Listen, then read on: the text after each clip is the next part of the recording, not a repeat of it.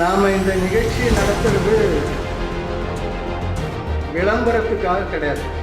இந்த ராஷ்டிரிய சுயசேவக சங்கம் இப்பொழுது 100வது ஆண்டில் தன்னுடைய அடியெடுத்து வைத்து வேலை செய்து கொண்டிருக்கிறது. நாடு முழுக்க, ஏன் உலகம் முழுக்க வேலை செய்துட்டு. ஏன்னா இந்த இந்து சமுதாயத்தில் சேவை என்பது வாழ்க்கையில் ஒரு பழக்கம். சுமார் ஒரு 1.5 லட்சம் காரியம் நடக்குது நாடு முழுக்க. விதவிதமான காரியம். பத்தொன்பது மாதிரி ஒரு கோடிட்டு காமிச்சார். இன்னைக்கெல்லாம் உலகத்தில் சேவைன்ற பெயரில் என்ன பண்ண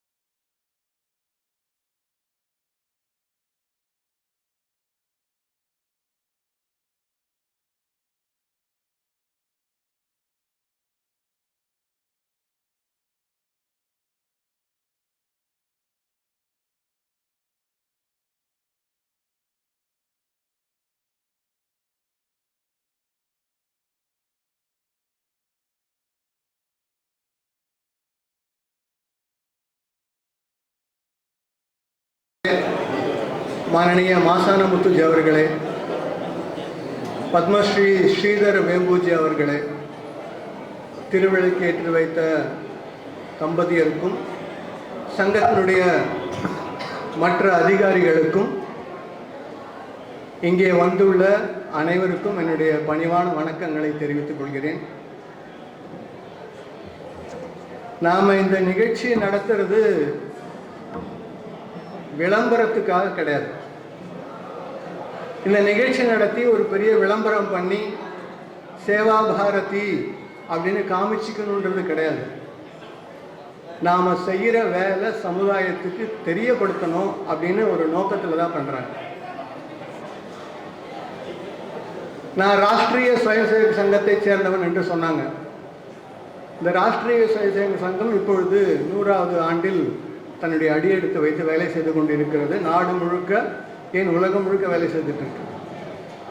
இந்த சங்கத்தோட பேர்லேயே சேவை இருக்கிறது. அதனால இந்த சங்கத்தில் இருக்கக்கூடிய அத்தனை பேருமே சகஜமாக சேவை செய்யக்கூடிய மனப்பான்மை உள்ளவர்கள்.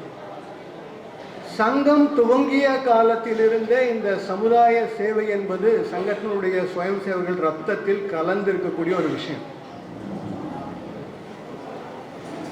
இது யாரும் சொல்லி கொடுத்து வரல, நமக்குள்ள இருக்கக்கூடிய அந்த பண்பை சங்கம் தட்டி எழுப்புகிறது, அவ்வளவுதான். ஏன்னா இந்த இந்து சமுதாயத்தில் சேவை என்பது வாழ்க்கையில ஒரு பழக்கம். முன்ன காலத்துல எல்லாம் சொல்லுவாங்க, வீட்டில் சாப்பிடும்போது மாலை நேரத்தில் வீட்டினுடைய உரிமையாளர் வீட்டுக்கு வெளியில யாராவது வெளியூர்காரங்க இருக்கீங்களா, சாப்பிடணுமா, வாங்க அப்படின்னு கேட்டுட்டு தான் சாப்பிடுவாங்களாம். அப்படி பார்த்துட்டு தான் சாப்பிடுவாங்களாம். இந்த நாட்டினுடைய பண்பாடு அது. இப்போ கூட நம்மெல்லாம் எந்த கிராமத்துக்கு புதுசாக போனால் கூட அந்த வீட்டுக்கு போன உடனே யாராக இருந்தாலும் முன்ன பின்ன தெரியாதவங்க கூட வாங்கன்னு கூப்பிடுவாங்க, தண்ணி கொடுப்பாங்க, சாப்பிடுங்கன்னு சொல்லுவாங்க. இது இந்த நாட்டினுடைய பண்பாடு. இந்த சேவை என்ற இந்த பண்பாடு சமுதாயத்தில் இருக்கக்கூடிய சங்கத்தினுடைய எல்லாருக்குமே கூட ஒரு தடவை ஞாபகப்படுத்துறதுக்கான அல்லது அவர்கள் உணர்வை தட்டி எடுப்பதற்கான வேலையை தான் ராஷ்டிரிய சுயசேவக சங்கம் செஞ்சிட்டு இருக்கு. புதுசாக ஒன்றும் கிடையாது. நம்முடைய பண்பாட்டில் இருக்கக்கூடிய ஒரு பழக்கம். இந்த சேவா பாரதின்னா யாரு? சேவா பாரதி என்பது ராஷ்டிரிய சுயசேவக சங்கத்தினுடைய சேவை பிரிவு. அது சமுதாயத்தில் சேவை செய்வதற்காக பணம் தேவைப்படும். அந்த பணம் எல்லாம் வாங்கிறது, கணக்கு வைக்கிறது, சரியான வகையில் அரசாங்கத்தினுடைய என்னெல்லாம் கணக்கு வழக்கு வைக்கிறதுக்கான நடைமுறை இருக்கிறதோ அதை கடைபிடிப்பது, அப்படி நடத்தக்கூடியது சேவா பாரதி. ராஷ்டிரிய சுயசேவக சங்கம் பணம் வாங்காது. அதனால் சேவா பாரதி அந்த எல்லா வேலையும் பண்ணும். அதனால் சங்கத்தினுடைய சுயம் சேவகர்கள் சமுதாயத்தில் சேவை செய்யும் பொழுது சேவா பாரதி என்ற பெயரில் தான் செஞ்சுட்டு இருப்பாங்க. நாடு முழுக்க நடந்துட்டு இருக்கு. சுமார் ஒரு 1.5 லட்சம் காரியம் நடக்குது நாடு முழுக்க. விதவிதமான காரியம். பத்மகுமாரி ஒரு கோடிட்டு காமிச்சார். நான் இங்கே ஒரு 2-3 கருத்தை மட்டும் உங்கள் முன்னாடி வைக்கணும் அப்படின்னு நினைக்கிறேன். நான் இந்த சேவை செய்வதற்கு என்ன காரணம்? இவர்கள் நம்மவர்கள் என்ற எண்ணம் இருப்பதனால்தான். இந்த பாரத நாடு முழுக்க ஒன்று, உலகமே ஒரு குடும்பம், வசுதெய்வ குடும்பம் என்று சொல்லக்கூடிய அந்த பண்பாடு கருத்து நமக்குள்ள இருக்கிற காரணத்தினால நம்மவர்கள் யாரும் கஷ்டப்படக்கூடாதுன்னு நாம பண்றோம், சேவை பண்றோம் அவர்களுக்கு. உண்மையிலேயே இது சேவை என்பது என்ன அர்த்தம்னு சொன்னாக்கா, தங்கிட்ட இருக்கிறத கொடுத்துட்டு தனக்கு பெருமை தேடிக்கிறது கிடையாது. எந்த எதிர்பார்ப்பும் இல்லாமல் ஒரு வாய்ப்பு கிடைத்திருக்கிறது, இறைவன் கொடுத்திருக்கிறான், மற்றவர்களுக்கு உதவுவது என்று செய்வதுதான் சேவை. இன்னைக்கெல்லாம் உலகத்தில் சேவைன்ற பெயரில் என்ன பண்ணுறாங்க, ஒரு கோயிலுக்கு டியூப்லைட் வாங்கி கொடுத்தா கூட அதில் பேர் எழுதிடுறாங்க, வெளிச்சமே வெளியில் வராது. இதுதான் இன்றைய சமுதாயத்தோட சேவை தன்மை. ஆனால் நாம் எந்த எதிர்பார்ப்பும் இல்லாமல் எல்லோரும் நன்றாக வாழ வேண்டும், எல்லோரும் இன்புற்றிருக்க நினைப்பதுவே என்று வேறொன்றது ஏன் பராபரமேன்னு சொன்ன அந்த பண்பாட்டை கடைபிடிக்கக்கூடிய அமைப்பு நம்முடைய அமைப்பு. மற்றவர்களும் சேவை பண்ணுறாங்க, பண்ணலை சொல்லலை. சில பேர் உண்மையான நோக்கத்தோட சேவை பண்ணுறாங்க, ஆனால் அவர்களுக்கு அதில் ஒரு சின்ன பெயர் புகழ் தேவை இருக்கிறது. பல அமைப்புகள் இருக்கிறது, அந்த அமைப்பெல்லாம் பெயர் புகழுக்காக சேவை பண்ணுறாங்க. எங்ககிட்ட இருக்கு, நாங்கள் கொடுக்கணும் அப்படின்றதுக்காக பண்ணுறாங்க. இன்னும் சில பேர் சேவை பண்ணுறாங்க. நம்ம குறிப்பாக தமிழ் சினிமாலையும் சரி மற்றதுலேயும் சரி சேவை பண்ணணும்னா ஒருத்தர் தான் காட்டுவாங்க. அவங்கெல்லாம் என்ன சேவை பண்ணுறாங்க அப்படின்னு விசாரித்து பார்த்தா அவங்களுடைய ஒரு அடிப்படையான நோக்கம் இருக்கிறது. தொண்டு செய்வது அவர்களுடைய நோக்கம் அல்ல, மதமாற்றம் தான் அவர்களுடைய நோக்கம். இதை நாம் புரிஞ்சுக்கணும். இந்த சேவா பாரதி உங்களுக்கு தொண்டு செய்கிறது என்று சொன்னால் எந்த எதிர்பார்ப்பும் இல்லாமல் உங்களுக்கு கொடுக்கிறது, அதாவது சேவை செய்கிறது. இதுதான் நீங்கள் அதில் புரிஞ்சிக்க வேண்டிய விஷயம். ஆனால் எந்த எதிர்பார்ப்பும் இல்லாமல் யாரை போல நாங்கள் ஒரு வேஷம் போட்டுட்டு செய்யக்கூடிய அமைப்பு அல்ல இங்கே இருக்கக்கூடியவங்க அத்தனை பேரும். முழுமையாக சமுதாயத்துடைய நன்மை ஒன்றே குறிக்கோள், அப்படி வேலை செய்யக்கூடியது தான் சேவா பாரதி. இந்த நாட்டில் புயல், மழை, பூகம்பம், விபத்துகள் எங்கெல்லாம் நடந்திருக்கிறதோ அந்த எல்லா இடத்துலையும் வேலை செஞ்சுருக்காங்க. முதல்ல போய் செஞ்சு சேவா பாரதி தான். உதாரணம் இப்போ கூட சொன்னாங்க, வயநாட்டில் யார் முதல்ல போனது, யார் கடைசியாக வந்ததுன்னு சொல்லி. இந்த சேவா பாரதி சங்கத்துடைய சுயம் சேவகர்கள் தான். அப்படி சேவை செய்யும் பொழுது ஜாதி, மதம், இனம் எதுவும் பார்ப்பது கிடையாது. யாருக்கு சேவை தேவை இருக்கிறதோ அவர்கள் அத்தனை பேருக்கும் சேவை செய்வதுதான் சங்கத்தினுடைய நோக்கம், சேவா பாரதியோட நோக்கம். நான் தூத்துக்குடியில் கடந்த ஆண்டு சில பேருக்கு பயனாளர்களுக்கு சில பொருள் கொடுக்கக்கூடிய நிகழ்ச்சிக்கு வந்திருந்தேன். அதில் கிறிஸ்தவர்கள் இருந்தாங்க, முஸ்லீம்கள் இருந்தாங்க. அவங்களுக்கு கூட தள்ளுவண்டி, இட்லி கடை இதெல்லாம் கொடுக்கறதுக்கு ஏற்பாடு பண்ணியிருந்தாங்க. அப்படின்னா என்ன அர்த்தம்? எந்த எதிர்பார்ப்பும் இல்லாமல் சமுதாயத்தில் யாருக்கு தேவை இருக்கிறதோ அவருக்கு சேவை செய்வது சேவா பாரதியோட நோக்கம். இது சேவா பாரதி சமுதாயத்தில் பண்ணிகிட்டே இருக்கிறது. குறிப்பாக ஒரு விஷயம் சேவா பாரதி கவனம் கொடுக்கிறது. என்ன என்று சொன்னால், சேவை யாருக்கு தேவையோ அவங்களுக்கு பண்ணணுன்றது. இப்போ யாருக்கு தேவை இருக்கு? வஞ்சிக்கப்பட்ட மக்கள், அதாவது சமுதாயத்தில் புறக்கணிக்கப்பட்ட மக்கள்.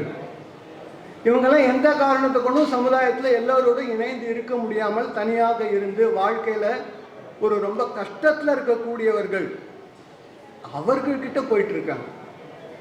அவர்களுக்கு சேவை தேவை இருக்கிறது, கல்வி தேவை இருக்கிறது, ஆரோக்கியம் தேவை இருக்கிறது, வாழ்வாதாரம் தேவை இருக்கிறது.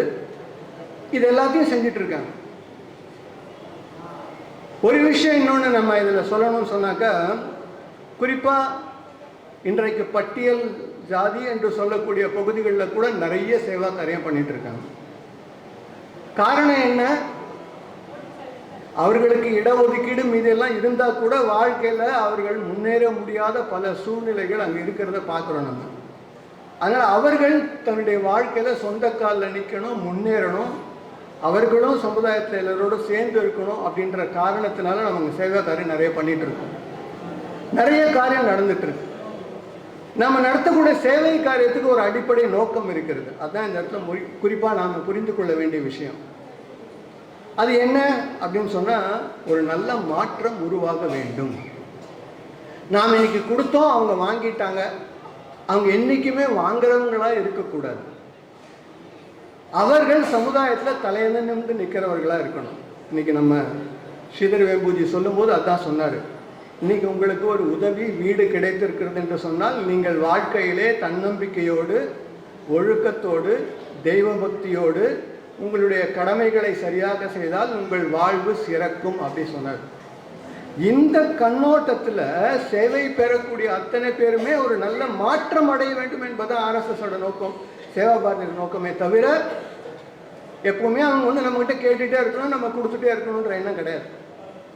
இதை நாம் புரிந்து கொள்ள வேண்டும். அப்படி சேவை பெறுபவர்கள் எல்லாரும் என்ன ஆகணும், வருங்காலத்தில் சேவை செய்யக்கூடியவர்கள் ஆகணும். இது சங்கம் விரும்புது. இன்னைக்கு எனக்கு ஒரு வாய்ப்பு கிடைச்சிருக்கு, நான் ஒரு சேவை பெற்றுக்கொண்டேன், நானும் சமுதாயத்துக்கு ஏதாவது பண்ணணுன்ற எண்ணத்தில் பண்ணணும். இதை சேவா பாரதி ரொம்ப அற்புதமாக பண்ணிட்டு இருக்கு. வாழ்க்கையில் சாதாரண மக்களை அடுத்த நிலைக்கு கொண்டு போகிறது பண்ணிட்டு இருக்கோம். சேவை பண்ணக்கூடிய பெற்றவர்கள் சேவை செய்யக்கூடியவர்களாக மாறக்கூடிய காட்சி கூட நீங்கள் இங்கே பார்க்க முடியும். நான் இந்த இடத்துல என்னுடைய 2-3 அனுபவங்களை உங்கள்கிட்ட பகிர்ந்துக்கணும்னு நினைக்கிறேன். சமீபத்தில் நம்ம நாட்டில் பிரவாஸ் பண்ணும்பொழுது நொய்டாவில் ஒரு சேவா பஸ்தி, அந்த சேவா பஸ்திக்கு போயிருந்தேன். அந்த பகுதியில் இருக்கக்கூடிய மக்கள் எல்லாருமே இந்த நொமாடிக் ட்ரைப்ஸ் அப்படின்னு சொல்லக்கூடிய நாடோடி மக்கள், அவங்க அங்கே குடியிருக்காங்க.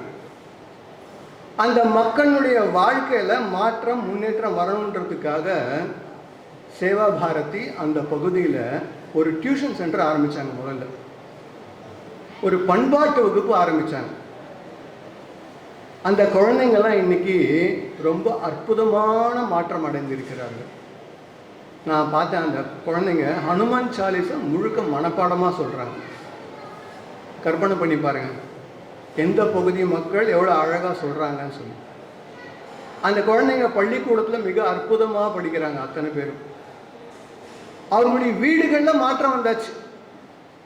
இந்த உதாரணம் அந்த வீட்டில் சொல்லும்போது எனக்கு ரொம்ப சந்தோஷமாக இருந்தது. அதை நம்ம இன்னும் அதிகப்படுத்துறதுக்கு முயற்சி பண்ணணும். நம்ம இப்போ கூட ஸ்ரீதர் வெம்பூஜி சொன்னார், குடிப்பழக்கம் எவ்வளவு கொடுமையானது அப்படின்னு சொல்லி. இந்த சேவா பாரதியிலே அங்கே மட்டும் இல்லை, பல இடங்களில் சேவா பாரதி என்ன சொல்லி கொடுக்குறது, இந்த மாதிரி பண்பாட்டு வகுப்புகள் நடக்கக்கூடிய இடத்துலலாம் உங்கள் அப்பா அம்மா காலை தொட்டு கும்பிடுங்க, நீங்கள் ஸ்கூலுக்கு போகும்போது கும்பிட்டுட்டு போங்க அப்படி சொல்லி கொடுக்குறாங்க. எந்த அளவுக்கு மாற்றம் என்று சொன்னால், ஒரு தடவை ஒரு நிகழ்ச்சியில் அவங்க அப்பா அம்மா எல்லாம் கூப்பிட்டுருந்தாங்க அந்த சேவா பாரதியோட அந்த டியூஷன் சென்டருக்கு. அங்கே அந்த அப்பா சொல்கிறாரு, பாருங்கள், நான் இப்போ கிட்டத்தட்ட நிப்பாட்டிட்டேங்க குடிய, என்னால் முழுக்க முடியல, ஆனால் கிட்டத்தட்ட நிப்பாட்டிடுவேன் முழுக்க. ஏன் அப்படி கேட்டாங்க. என்னுடைய குழந்தை என் காலில் ஆசீர்வாதம் வாங்கும்போது அதுக்கு ஆசீர்வாதம் கொடுக்கக்கூடிய தகுதி எனக்கு வேணுமா வேண்டாமா, அதனால நான் இன்னைக்கு மாறிட்டு இருக்கேன் அப்படி சொன்னாங்க. ஒரு சமுதாய மாற்றம் எப்படி ஏற்படுகிறது என்று பாருங்கள். நம்ம நடத்துறதுன்றது வெறுமனே ஒரு கொடுக்குறோம், அவங்க வராங்க, டியூஷன் படிக்கிறாங்க, போகிறாங்க, அதுக்காக கிடையாது. அவர்களுடைய குடும்பத்திலே ஒரு நல்ல மாற்றம். இதுதான் மாற்றம் என்பதுதான் சேவை வருகிற லட்சியம், குறிக்கோளே அதுதான், நல்ல மாற்றம் ஏற்பட வேண்டும் என்பதுதான். இன்னொரு அனுபவம் எனக்கு இதே மாதிரி ஒரு சேவை பகுதி தான். இந்த வட பாரதத்துலலாம் கழிஞ்ச வாரம் ஒரு விசேஷமான நிகழ்ச்சி, நவராத்திரி முடிஞ்சதுக்கப்புறம். அப்போ எல்லாரும் கையில் மருதாணி போட்டுப்பாங்க. இந்த மருதாணி போட்டுக்கிறதுக்கு ஒரு முயற்சி பண்ணணும் அப்படின்னு முடிவு பண்ணி அங்கே பெண் குழந்தைகள், இந்த சேவா பாரதியில் பட்டியலின மக்கள், நாடோடிகள், அந்த பெண் குழந்தைகளுக்கு மருதாணி போட கற்றுக் கொடுத்தாங்க. அந்த குழந்தைங்க சந்தோஷமாக அனுபவம் சொன்னாங்க. என்னுடைய வாழ்க்கையில் முதல் முறையாக நான் போய் மருதாணி போட்டேன், எனக்கு 3000 கிடைச்சது, எனக்கு 4000 கிடைச்சது அப்படி சொல்லி. வாழ்க்கையில் அவர்கள் சொந்த காலில் நிற்கிறதுக்கு எவ்வளோ அழகாக உதவி பண்ணியிருக்காங்க பாருங்கள். ஒரு வருஷத்தில் ஒரு 50 கல்யாணத்துக்கு போனாங்கன்னா போதும், அவங்க அந்த கல்யாணத்தில் 3000 4000 கிடைச்சி எவ்வளோ பணம் வருதுன்னு நீங்கள் யோசனை பண்ணி பார்த்துக்கோங்க. ஒரு சாதாரண பட்டியல் இனத்தை சேர்ந்த நாடோடி மக்களுடைய வாழ்க்கையில் சேவா பாரதி எவ்வளவு பெரிய மாற்றத்தை ஏற்படுத்தி கொண்டிருக்கிறது என்பதை நீங்கள் உணர்ந்து புரிஞ்சுக்கணும். நாம் பண்ணுறது ஒரு மாற்றத்தை நோக்கி, அவருடைய வாழ்க்கையில் மாற்றம் வரணும், அதுக்காக பண்ணிட்டு இருக்கோம். இதே போல தான் மலைவாழ் மக்கள் மத்தியில் எந்த அளவுக்கு காரியங்கள் நடந்துட்டு இருக்குன்னு சொன்னால் நீங்கள் நம்ப மாட்டீங்க. இன்றைக்கு மலைவாழ் மக்கள் மத்தியில் மிகப்பெரிய நல்ல ஸ்போர்ட்ஸ்மேன்லாம் டெவலப் ஆகிட்டு இருக்காங்க. தேச அளவில் உலக அளவில் விளையாடக்கூடிய ஸ்போர்ட்ஸ்மேன்ஸ்லாம் நிறைய பேர் வந்துட்டு இருக்காங்க இன்னைக்கு. காரணம் என்ன? நம்ம நடக்கக்கூடிய சேவை காரியத்தில் அவர்களுடைய திறமையை கண்டுபிடிக்கிறாங்க, அதுக்கு ஊக்கப்படுத்துறதுக்கான முயற்சி பண்ணுறாங்க. மாற்றம் தான் முக்கியம். இதே போல் ஒரு அனுபவம் சொன்னார். மீரட்டுக்கு பக்கத்தில் ஒரு கிராமம், அந்த கிராமத்தோட வேலையே சாராயம் காய்ச்சறது விற்கிறது அப்படிதான் இருந்ததுதான். அந்த கிராமத்தில் நம்ம சேவை அமைப்பு போய் வேலையை துவங்கி இருக்கிறது. சங்கத்தோட சுயம் சேவக் சேவா பாரதி எல்லாம் முதல்ல பண்பாட்டு வகுப்பு தொடங்கினாங்க. அந்த ஊருக்காரங்க யாரும் ஒத்துக்கவே இல்லை, விரட்டினாங்க. அங்கே ஒரு சின்ன கோயில் இருந்தது, அந்த கோயிலை மையமாக வச்சு சில சின்ன காரியங்களை ஆரம்பித்தாங்க. அந்த ஊரில் இருக்க பெண்கள் எல்லாம் எங்கள் வீட்டு குழந்தைங்க பரவாயில்லைங்க, ஒழுக்கமாக இருக்காங்க, நல்ல விஷயம் பேசுகிறாங்க, வீட்டில் சாமி கும்பிடுறாங்க, இது எங்களுக்கு பிடிச்சிருக்கு, அதனால் நீங்கள் பண்ணுங்கன்னு சொல்ல ஆரம்பித்தாங்க. அப்படி துவங்கின அந்த காரியம் அந்த பகுதியில் ஒருத்தர் கூட பள்ளிக்கூடத்தில் 10ஆம் கிளாஸ் படித்தவங்க கிடையாது. இன்றைக்கு அந்த பகுதியில் 7 பேர் டிகிரி முடிச்சிருக்காங்க. ஒருத்தர் வக்கீல் ஆகியிருக்காரு, ஒருத்தர் டாக்டர் ஆகியிருக்காரு. சமுதாயத்தில் மாற்றம் தான் முக்கியம். சமுதாயத்தோட மாற்றம் தான் சேவா பாரதியோட குறிக்கோள். கொடுத்துட்டே இருக்கணும், வாங்கிட்டே இருக்கணும் கிடையாது. இந்த சமுதாய மாற்றத்தை எவ்வளவு சுலபமாக அமைதியாக பண்ணிட்டு இருக்கு பாருங்க. ஆனால் ஏதாவது ஒரு இடத்துல போஸ்டர் அடித்து நாங்கள் இந்த ஊரை சேர்ந்த இவரை டாக்டர் ஆக்கி இருக்கிறோம்னு போஸ்டர் அடித்து எங்கேயாவது பார்த்துருக்கீங்களா? ஏதாவது ஒரு இடத்துல நாங்கள் இந்த பகுதியில் இருக்கக்கூடிய குழந்தைங்களுக்கெல்லாம் மருதாணி போட கற்றுக் கொடுத்தோம், அவங்க சம்பாதிக்கிறாங்கன்னு பெரிய விளம்பரம் பண்ணுறதை பார்த்துருக்கீங்களா? எங்கேயும் பண்ண மாட்டாங்க. ஏன் பண்ண மாட்டாங்க? ஆரம்பத்திலே நான் சொன்னதான். ஏனென்றால் அவர்கள் நம்மவர்கள், இந்த பாரத நாட்டினுடைய தாயினுடைய குழந்தைகள், நாமெல்லாம் இந்துக்கள். ஆனால் நம்ம அத்தனை பேரும் நல்லா இருக்கணுன்ற ஒரே எண்ணம் தான். எல்லோரும் வளமாக இருக்க வேண்டும், எல்லோரும் சுகமாக இருக்க வேண்டும், எல்லோரும் நல்லவர்களாக இருக்க வேண்டும், தேசபக்தர்களாக இருக்க வேண்டும், தானும் உயரணும், சமுதாயத்துக்கு உயரத்துக்கும் உதவணும். இந்த கண்ணோட்டத்தில் தான் சேவா பாரதி வேலை பண்ணிட்டு இருக்கு. அதனால இன்றைக்கு இந்த நடந்த இந்த ஒரு நிகழ்ச்சி, இறைவன் ஒரு மோசமான ஒரு சூழ்நிலை உருவாக்கினா கூட சமுதாயத்தில் இருக்கிறவர்கள் நம்பிக்கையோட வாழணும், அவர்களுடைய வாழ்க்கையில் முன்னேற்றம் வரணுன்றதுக்கான ஒரு நிகழ்ச்சி தான் இது. அதனால் பயனாளிகள் அத்தனை பேருக்கு என்னுடைய வாழ்த்துக்கள். இந்த விஷயத்தை நீங்கள் ஞாபகம் வச்சுக்கணும். சமுதாயத்தில் நல்ல மாற்றம் ஏற்படுத்தக்கூடிய அந்த பணியை சேவா பாரதி செய்து கொண்டிருக்கிறது. இன்றைக்கு நாடு முழுக்க அல்ல, உலகம் முழுக்க இந்த சேவா பாரதி வேலை செஞ்சிட்ருக்கு. எங்கெல்லாம் உலகத்தில் கூட பல இடங்களில் புயல் வெள்ளம் வந்தப்போ நம்ம வேலை பண்ணிகிட்டு இருந்தோம். அதனால் இந்த சேவா பாரதி ஒரு மிகப்பெரிய தொண்டு அமைப்பு. சமுதாயத்தில் தொண்டு செய்யணும், மாற்றம் முன்னேற்றம் ஏற்படுத்தணும் அப்படின்ற வேலையை பண்ணிகிட்ருக்கோம். இதில் இங்கே வந்திருக்க அத்தனை பேருமே பங்காளிகளாகணும், பார்வையாளர்களாக இருக்கக்கூடாது. நாமும் கூட இந்த சமுதாய பணியில் வருங்காலத்தில் பங்காளி ஆக வேண்டும் என்ற எண்ணத்தோடு வளர்ந்து சமுதாய பணியை செய்ய வேண்டும் என்ற ஒரு வேண்டுகோளை உங்கள் முன்னால் வச்சு இந்த நேரத்தை நான் நிறுத்துகிறேன். நன்றி, வணக்கம். பாரத் மாதா கி ஜெய்.